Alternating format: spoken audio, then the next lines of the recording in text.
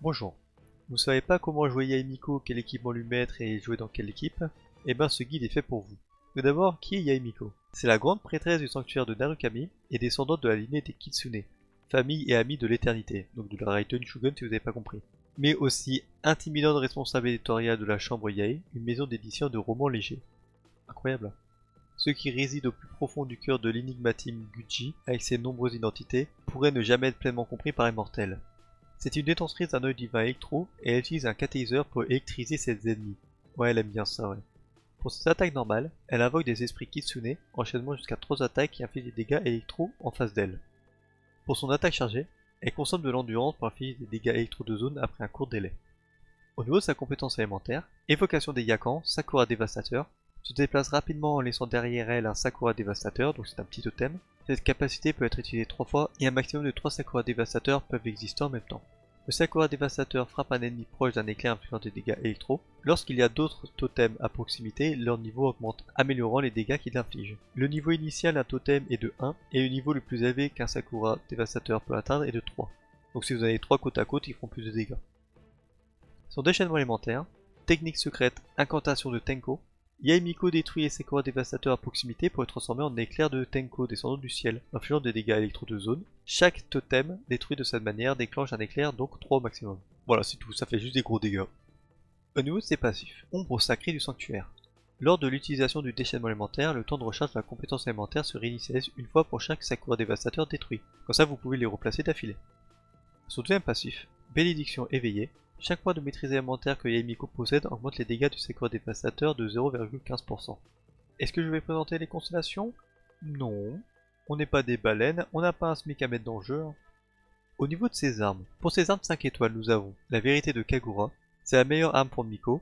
Elle permet d'apporter une très haute attaque de base, un très haut dégât critique, qui va de pair avec l'ascension taux critique de Yae, pour l'équilibrage des stats, ainsi qu'un énorme montant de dégâts bonus, 48% à 3 stacks.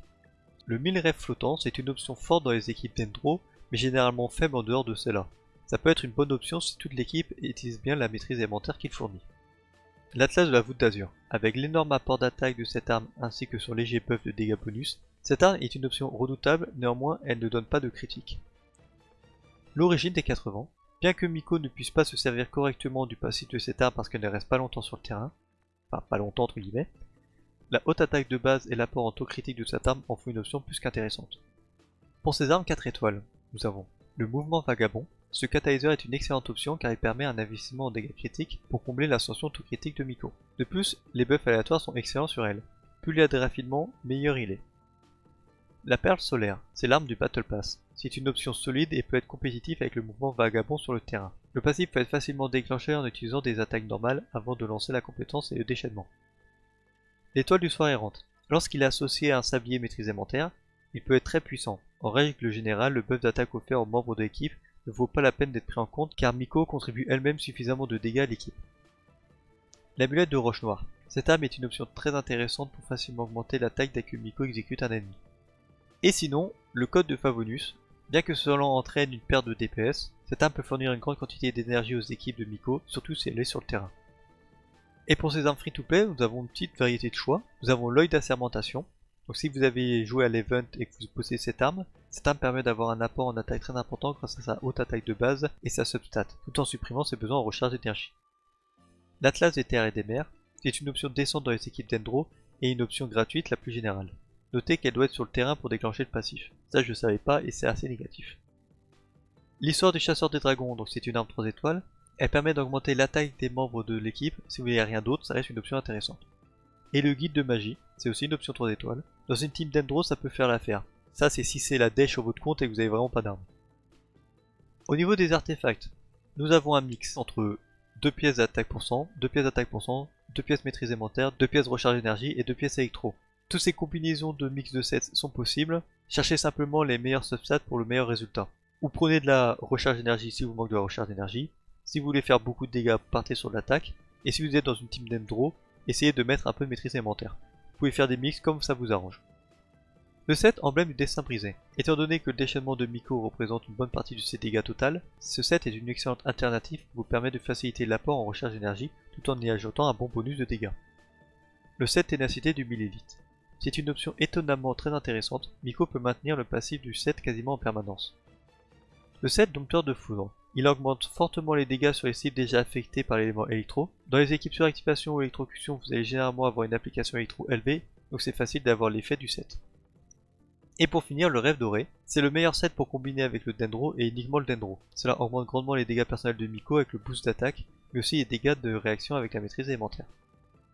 Au niveau des statistiques à mettre sur ces pièces d'artefacts, nous avons pour la fleur et la plume du taux critique, du dégât critique, de l'attaque %, de la maîtrise élémentaire et de la recharge d'énergie. Je sais ça fait beaucoup, mais privilégiez surtout la statistique qui vous manque. Le taux critique, dégât critique très important pour les dégâts.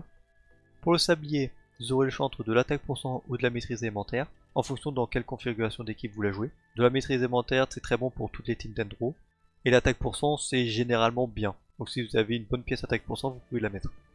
Pour les stats secondaires, du taux critique, du dégât critique, c'est très bien, de la recharge d'énergie aussi, et soit de l'attaque %, soit de la maîtrise élémentaire en fonction de ce que vous n'avez pas pris dans la stat principale. Pour la coupe, une coupe en dégâts électro, et pour les stats secondaires, du critique, de l'attaque %, de la maîtrise élémentaire, la recharge d'énergie, comme d'habitude. Et pour le diadème, vous aurez le choix entre du taux critique ou du dégât critique en fonction de ce qui vous manque. Et en stats secondaire, le critique que vous n'avez pas pris, l'attaque %, la maîtrise élémentaire ou la recharge d'énergie.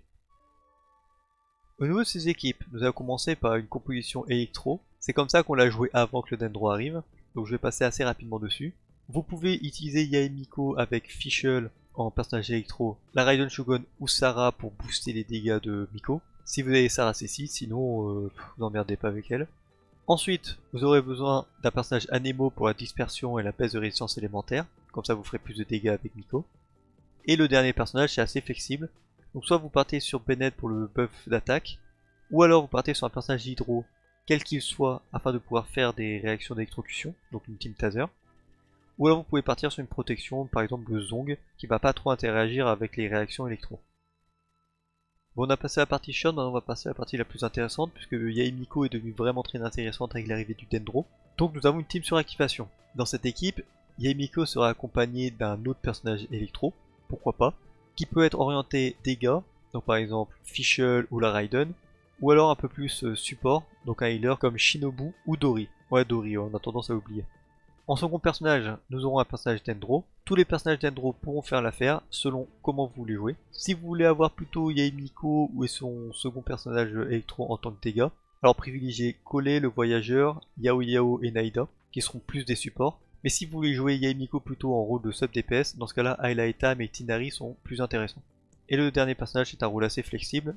Soit vous partez sur de la Nemo pour la baisse de résistance élémentaire avec le set verte chasseuse, ou alors vous pouvez remettre un personnage soigneur électro si vous avez peur de ne pas avoir assez d'électro, mais ça j'en doute. De la protection avec le Zong, du soin avec un personnage hydro, même si vous aurez tendance à créer des noyaux Dendro du coup avec cette configuration. Donc vous pourrez faire un mix de suractivation et d'exubérance, à voir en fonction de ce que vous avez, ou Bennett pour son énorme buff d'attaque. Bennett vous le casez à peu près partout, il marche très bien. Sauf dans une team exubérance, où il n'est pas nécessaire d'en avoir Bennett. Néanmoins, dans une team exubérance avec Yae Miko, vous aurez besoin d'un personnage Hydro et d'un personnage Dendro, afin de générer des noyaux. Pour le personnage Hydro, vous avez deux choix, soit vous optez pour un choix plus offensif, dans ce cas là vous aurez Xingqiu et Yelan, qui font de très bons dégâts avec Miko. Ou alors vous pouvez vous reposer un peu plus sur du soin, du support, avec Barbara et Kokomi, qui sont là pour le soin. Pour le personnage Dendro, encore une fois, ça dépend comment vous voulez jouer. Si vous voulez jouer Miko plus relayé en tant que sub DPS, dans ce cas-là, Ayla Etam pourra très bien faire l'affaire. Tinari, j'ai jamais vu dans une team exubérance, c'est pas si ouf. Ou Naida en tant que DPS sur le terrain, ça peut très bien faire l'affaire. Sinon, si vous voulez profiter des magnifiques yeux de Miko sur le terrain, alors vous pourrez utiliser Naida, Beishu, Yao Yao et le voyageur. Collés aussi, ils font très bien l'affaire en tant que soutien. Et dernier personnage, c'est assez flexible. Vous pouvez utiliser un personnage Anemo pour regrouper les ennemis, avoir du contrôle. Vous pouvez utiliser un second personnage hydro afin d'appliquer un peu plus l'élément hydro et générer plus fréquemment des noyaux. Généralement un personnage hydro orienté sur le dégât. Si vous avez déjà un personnage hydro orienté sur les soins, ou vous avez déjà un support en général. Ou vous pourrez utiliser un second personnage électro orienté soutien, mais il faudra faire attention parce qu'il pourra piquer les réactions de Yae. Pour le coup, Shinobu avec beaucoup de maîtrise élémentaire, ça peut le faire. Et sinon là je vais vous montrer quelques exemples de teams où Yae peut composer. Étant donné que c'est un personnage orienté plutôt sub DPS, et ben c'est assez compliqué de la caser correctement. Généralement, si vous avez déjà Fischl, vous pouvez remplacer Fischl par Yae Miko. Ou vous pouvez mettre les deux dans une équipe.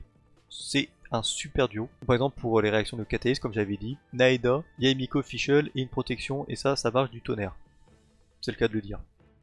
Alors au niveau de son apparence, elle a une bonne apparence, elle est mystérieuse et énigmatique, mais c'est à peu près tout. Moi j'aime pas trop sa personnalité.